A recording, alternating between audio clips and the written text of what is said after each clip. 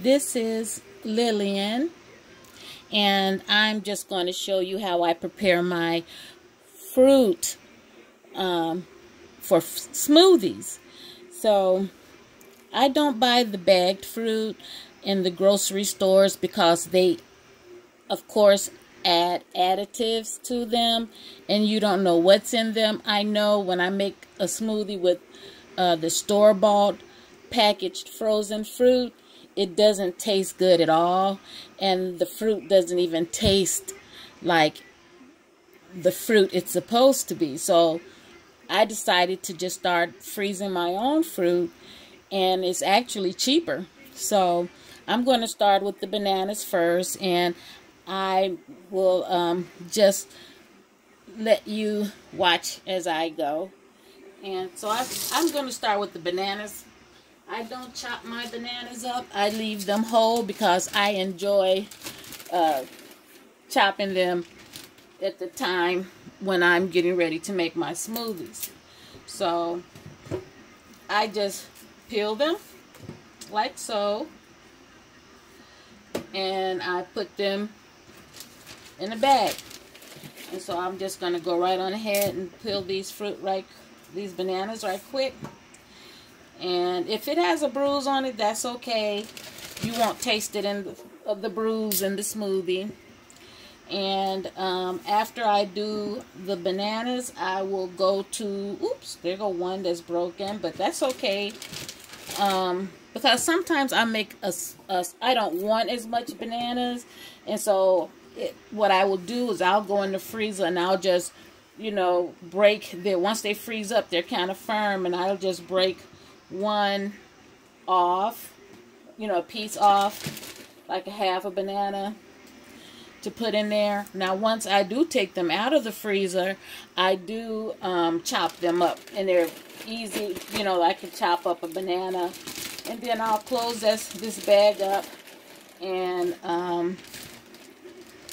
just put it in the freezer.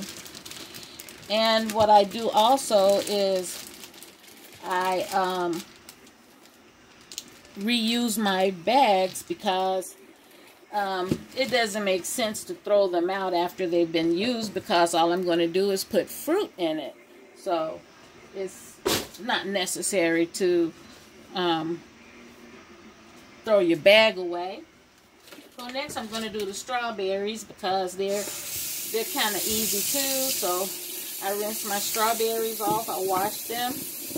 I actually have a bag with some strawberries still in there, so I'll just add to that bag. Now I wash them really good. At one time I used to use the back of a strainer to try to get the seeds off, and so what I did, it was actually a good idea, and I'll show it to you. I have it in the window here. I use the back of a strainer, a handheld little strainer that you use like when you open a can of peas and you want to drain the juice off of it, a small strainer, and I would, rub it against the strawberry to get the seeds off of it, because at first I didn't really like the seeds in my smoothie, so I would get the seeds off of it, and then I will strain the little piece of flesh from the strawberries off, run the strainer under here, and then I put it in a pot. I put the strawberry seeds in a pot. Now look at there. I'm growing strawberries. I put it in this little, I just made it out of, this is a peanut butter jar, and this is a flower pot, and I made a little aquarium, planetarium, I guess that's what it would be called. And I got strawberries and actually raspberries growing in here. Later I can transfer it outside. I do things like that, just like this, while I'm showing you stuff. I made these are actually made from crushed red peppers, that we yum up when we sprinkle it on our pizza and all of that. But I, have a garden where I grew a lot of peppers, chili peppers. And I kept them and I let them dry. And then I crushed some of them up and I planted them. And here they are, growing again. And I think I crushed up like probably 2 peppers. And right here, I took a romaine lettuce. And I took the core part that we always throw away. And I set it in a jar like this. And then I let it start to bloom. And once it started to bloom, a lot of the old part of the, there's the root right there, of the romaine lettuce fell away, and I'm left with that starter plant to make some lettuce, and we'll see how that works out. So I'm going to just make sure I rub each one of these individually, get it going, and get all the dirt off of it, because you know you can't trust that they're being cleaned properly when they're taken out of the field. So let me move these bananas over. In fact, I'll put them in the freezer once I wash these strawberries off. Now with the strawberries, what I'm going to do is I'm going to take the green part off. That's all that needs to be removed. And let's see, well, I'm going to go ahead and put my bananas, and I just keep them tight like that. And I put them in the freezer, and they'll freeze just like this. And then they don't stay stuck together. When you go to grab one, it'll come right off, and you can just take off as much as you need. And I'm going to put that in the freezer right now.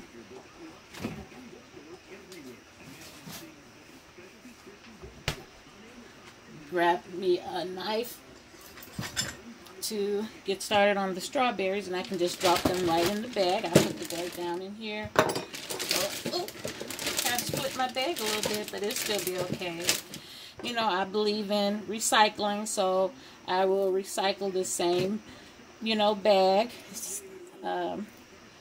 And it's the same bag that I was using to keep strawberries in anyway. So just adding to it. So I have all these strawberries, while I'm going through these strawberries. And if you see any blemish that you want to get rid of, you can do it at that time, because the next time you go for these strawberries, it's going to be to put into your smoothie. So you don't want to have anything in there that you don't want. So I just go around the little bud like that and rip it off. Sometimes, I'm tempted to just rip it off like that, but you still have that little piece. But once it goes in the blender, you probably won't see it, but I don't know. I just want to take it all off if I can. So this shouldn't take me that long. I'm learning that a lot of the foods that are in the grocery stores are either modified or they have some other type of chemical added to them. And so what I do now, even if it says organic, you really don't know, if it's truly organic, because, I've seen some organic fruit that looks very questionable. So I just cannot assume that because it says organic on the label that it really is, because I've seen fruit that are being labeled organic being grown in this type of factory, not actually in a petri dish, in the petri dishes, but some of them are, and they're being called homegrown. Well, that's not really homegrown if it's being created in a petri dish, and it's not really homegrown if it's being made in a plant, in a factory. So we have to really question some of these labels that the government is allowing these people to use, because we're eating this fruit and vegetables. We're eating this meat that may be contaminated with other foreign beings that's not created, that wasn't created to be eaten. You know, so it's so important, like it says, you know, the government allows for a certain amount of contaminants to be added to meats and fruit and vegetables, and it's okay because it's, you know, it's a certain percentage that they deem is not harmful. But you know, if you have allergies, or you have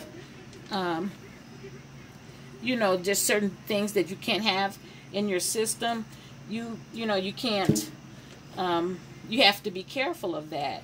And you know, so in that case, a lot of people will go towards organic. You know, I like to grow my own fruit and vegetables anyway, so I didn't do that this year. I didn't, except for what I just shown you, I didn't grow my own vegetables this year. I did plant a couple of fruit trees last year, and they actually started to grow, and I got apple tree in my backyard now that I didn't have before. And I have that's it for the strawberries. That didn't take that long. I'm telling you, it's and then, as you know, as the week go by, I'll go to the store and I'll get raspberries. And so I'm always adding to my frozen fruit supply, because I like to have smoothies every day. You know, every day I have at least 1 or 2 smoothies. I'll have a fruit smoothie, and then I'll have a vegetable smoothie, which would consist of greens, kale, spinach, collard greens, and the likes. And I do like to I do like to make smoothies with carrots as well. Okay, so now I'm going to go ahead and move on to the peaches.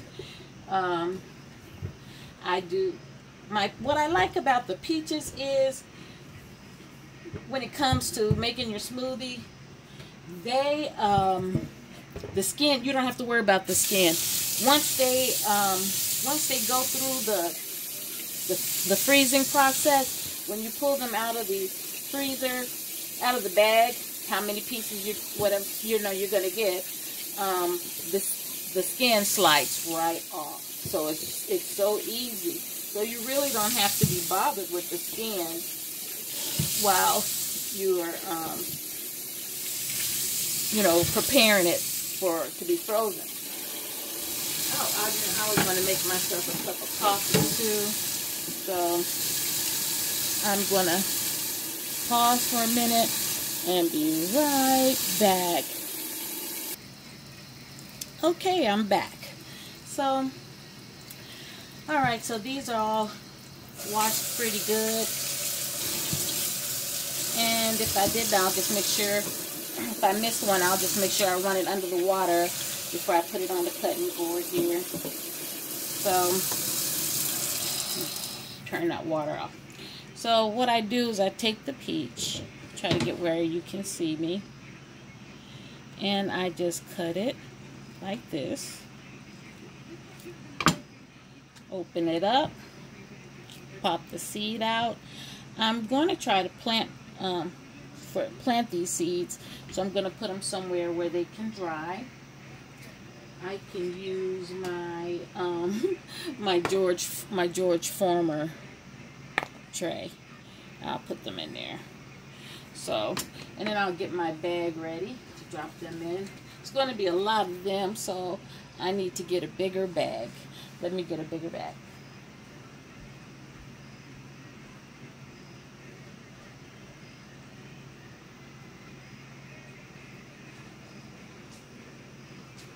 Okay, so I have these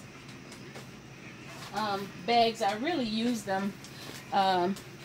These, what size are they? 2.5 gallon Glad bags. They're really good, and I use them a lot of time to pack up things other than food, actually. And I'm going to use this bag to put these peaches in. It's bigger, and I learned last time when I did my peaches that they, you know, they really accumulate. They take up, you know, they take up more than just a 1 gallon bag. So what I do is I just turn them over and I just slice them like this. I try to slice, before I used to slice them in half, but you know, the blender, you know, was kind of upset with me about that. So I just I just slice them up like that into more pieces. And you know, I like to cook. Anybody that knows Lillian knows that Lillian loves to cook. I have a lot of videos on cook that, you know, where I'm preparing meals, but normally I have them on Facebook, and I haven't done it in a while. You know, I've been in somewhat of a hiatus because of I suffered a back and hip injury, but the thing is, it's not just one hip, it's both hips. I was in a car accident that brought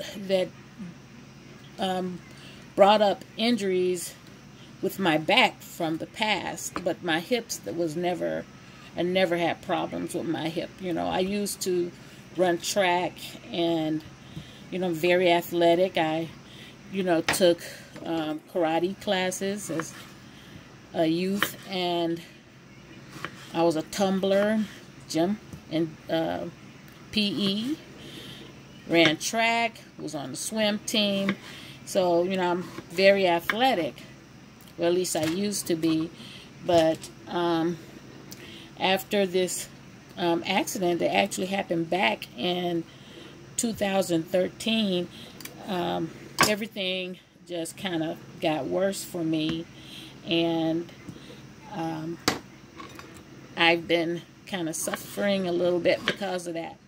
But I think that I'm getting ready to go on a upward spiral, because I want to try to get healthy. Well, I eat like this anyway, but I want to try to get healthier so that I can, you know, do things with my grandson. I have to, you know, I have owned multiple child care facilities, which I did have to close because of my health, and not having staff that I felt comfortable, you know, to leave them, you know, unattended. So, because children are just, you know, too precious. Those are human lives. They're not dolls, you know, they're human. So I just didn't feel comfortable not being there, and knowing that sometimes I felt that my staff, you know, I was kind of disappointed sometimes, and I just didn't want to take that risk with me having to be out, you know, with the injuries. And that was, let's see, I closed my last facility in 2015. I closed it, and then, you know, I tried to do it from home for a while, and with the medications that my doctor was giving me, I didn't feel comfortable with the kids, because I'm more active, you know, I like to do things, and I'm telling you, some of the drugs they can have you on for pain, you don't know how it's going to affect you. But I've been doing good with it, but I just cannot take that, didn't feel comfortable taking that risk, so I opted not to take the risk. So it was kind of a little bit of a setback for me, but I see myself coming out of this, and you know, I believe that I'm going to come out of it even stronger. And you know, I will evaluate my situation at that point, see which way I want to go. If I, you know, decide that, because I also I'm also a realtor. You know, I have sold and helped people to sell and buy houses for the majority of my adulthood. That's one of the things that I have. Another career that I've been very successful in is real estate. So, you know, I'm not going to forget about that, because even before I was doing child care, I was doing real estate, because that's a passion. I have two passions. Well, actually, I have three passions, because cooking is a passion for me. And I get that from my grandmothers. You know, my father, he loved to cook. My mother, she can cook. But it wasn't really a passion. It was a necessity to her, you know, as far as she was concerned. She'd rather see somebody else cook. So that and real estate and teaching children. I love to teach children. I love to see their little eyes light up, you know, when they realize that it was something that they wasn't sure they could do. And then, you know, once you know, spend time with them and they get it, oh my goodness, the little lights that go off in their eyes is just magical. You know, it's magical.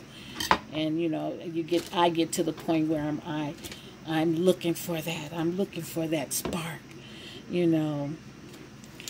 And so right now, I think that I'm going to, you know, heal. I'm going to take the time that I need to heal, because, you know, when I had to close down the daycare facilities, the child care facilities, you know, God told me to sit down. You know, that was something I had never heard before. He actually told me to sit down. And I'm used to running. You know, I'm used to hustling, getting out there and getting it done. You know, I got that from my mom and my dad, actually. You know, that when I told my mom that I was closing the daycares, after I finished doing that, and she knew about my injuries and everything, and she said, okay, so when are you opening the next one? I was like, what? But that's, you know, that's my parents. You know, that, you know, we're not going to sit down. We're not going to, that's just not in us to do that. So, I, been thinking about it, because I know that that's something, it's a skill that I have, and I've been doing it for a very long time. My first daycare facility that I opened it in 2005. My real estate, and you know, mainly my nieces and nephews want to know, okay, Auntie, you know, what's the next real estate project? What you getting into? I started real estate back in 1987. And when I stopped doing real estate so that I can focus on the daycares, it was 2010. So that's how long I've been doing real estate. So, you know, it's just, you know, in me. You know, and my mother was into real estate. So let me wash these off. They look kind of not that bad, but they got a little bruising on it. I just want to clean them out really good. So just in case you see that, that's what you would want to do. If it's, you know, really rotten, you don't want to do it. But if it's just a little bruising, that's okay. You know, it's not gonna, a little bruising is not gonna hurt you. You know, my rule is when I'm feeding the kids, if I'm not gonna eat it, I'm not gonna give it to them. You know, and I try to train my staff to be the same way. And you know, I have to watch after the staff that I had. I would have to babysit them, you know, and that kind of was disappointing to me, that, you know, I hire these people and I train them. You know, they have a manager that would also train them, but then I would train them first and then hand them off to the manager and explain to the manager what I would want them to be, you know, trained on, and, you know, stuff like that. And it was disappointing. Sometimes I would find out that the manager would be the one not doing, you know, their job. So children are too precious for that, you know. So I will open another child care facility, and I will take my time in hiring this next time. I will it doesn't, you know, you can hire someone with all the credentials. You know, they can have the degree just like me. They can have the degree and experience and all that good stuff, and still not do what they're supposed to do, you know. And the state comes up with regulations for a reason. They come up with policies for a reason. So for someone to come under your wing and act like they're not supposed to follow them, that just bothers me. So, but you know, I know that soon I'll get back into that field. See, look at all those those peaches. A lot of peaches. Can you see all that? Look at that. Boy, that was a lot of smoothies right there. So, you know, look at that. Look at this bag of, you see that? Man, please. Okay, I'm going to put these in the freezer right quick.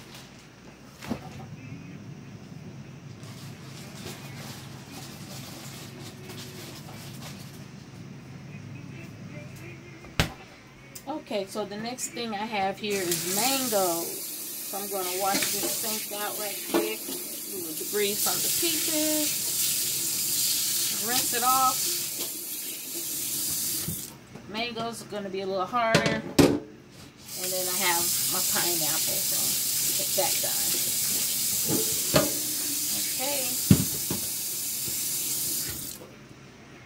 So, mangoes. This thing down there, so I'm going to try to go down into the garbage disposal.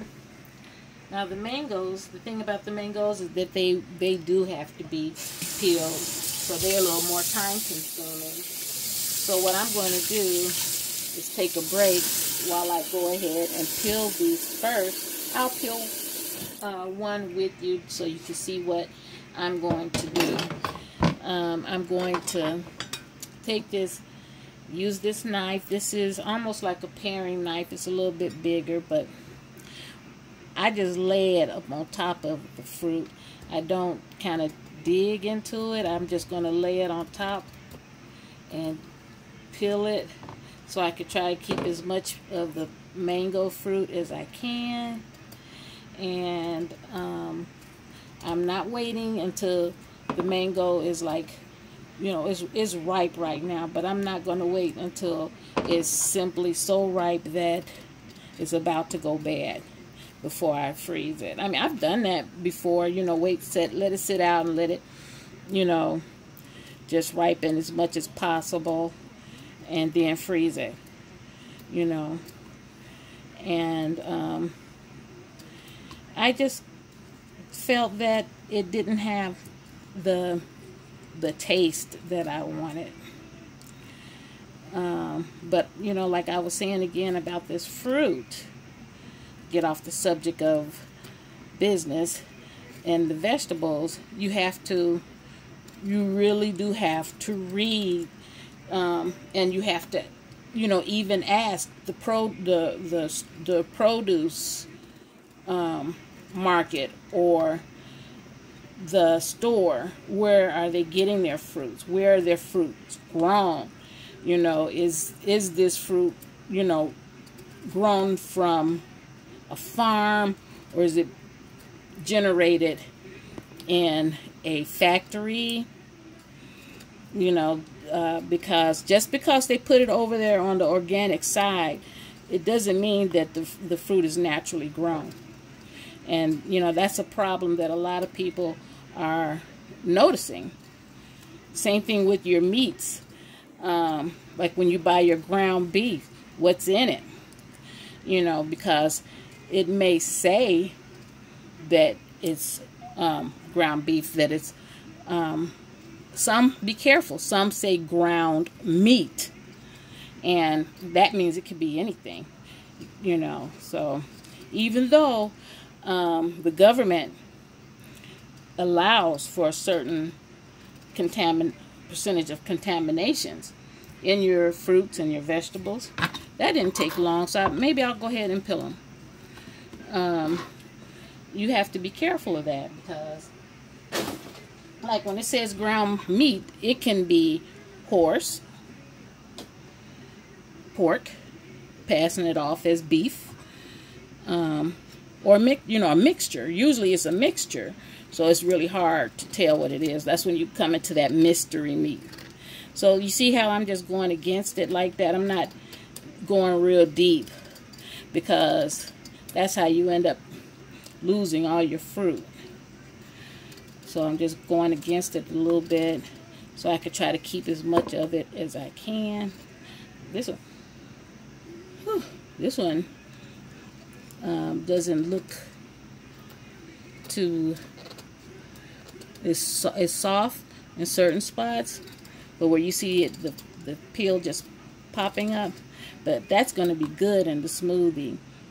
That's going to maintain its flavor, and it's going to give me some of that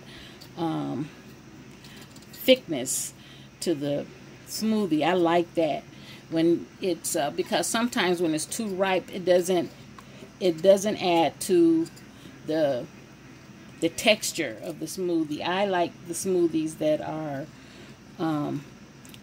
creamy, frothy, almost like a milkshake, and I just can't get enough of them. I will eat, I'll have a smoothie, you know, like I said, 2 times a day, you know, and that's me trying to limit myself, because I know that fruits have sugar too, and you have to, you know, be careful of your sugar intake. So I try to limit myself to, you know, at least just 2, and maybe they won't be that big. It may be like 12 ounces, you know. But sometimes I go in on the smoothies, but because I love them, and I know I'm getting my vitamins, you know. It's another way of getting your vitamins. Although I've been considering going to one of the health markets and picking up some vitamins to put in my smoothies. You know, maybe some vitamin B, B12. Oh, it smells so good. Look at that. Something like that to just fortify the smoothie a little bit more. Some vitamin E. And just see how that goes. Now this, like this mango right here, is green, but look at that in the inside. And it's I would, you know, look at this mango right here, and I would think that it's not ready, but it is ready. This is one of those that's ready to eat right this moment. And it smells so good. Oh, and it's soft. It's ready.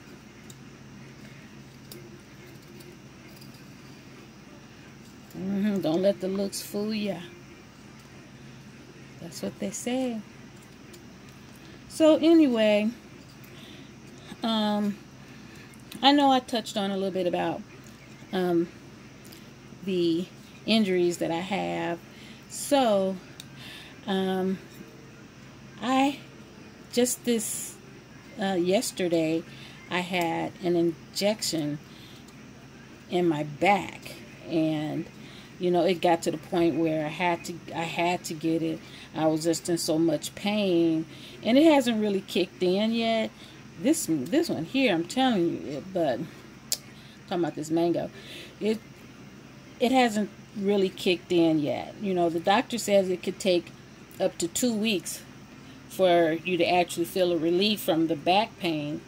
And if that doesn't work, then they have other solutions. So, my goal is to, be healed. I don't want to have to get injections, all the time. I want to, when it comes to the back, though, excuse me. There, I had to wipe my face a little bit. When it comes to the back, though, we're talking about your spine, and that has, those are bones, and you can't really play with that. But I don't want to spend, a long time getting injections. I want, that's just like putting a Band-Aid on it. Yes, it will take the pain away. Hopefully, I don't know yet. Time will tell. Because this is day 2 of, after the injections. So, I don't know if it's going to work for me or not. I do get injections in my hips as well. And that's been working. That has been working. It takes a great deal of the pain away and makes my life a little easier. So, because I used to do a lot of things, hiking and, stuff like that. And I haven't been able to do that the way I would like to because of this injury that I have. And so I'm hoping, I don't want to to have surgery, but sometimes it's not always up to me.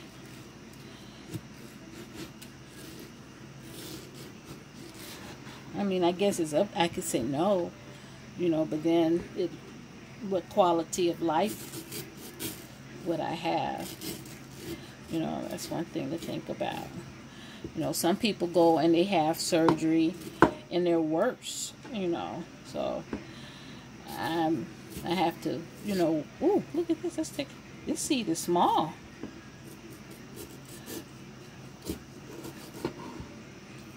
I'll try to get off as much as I can because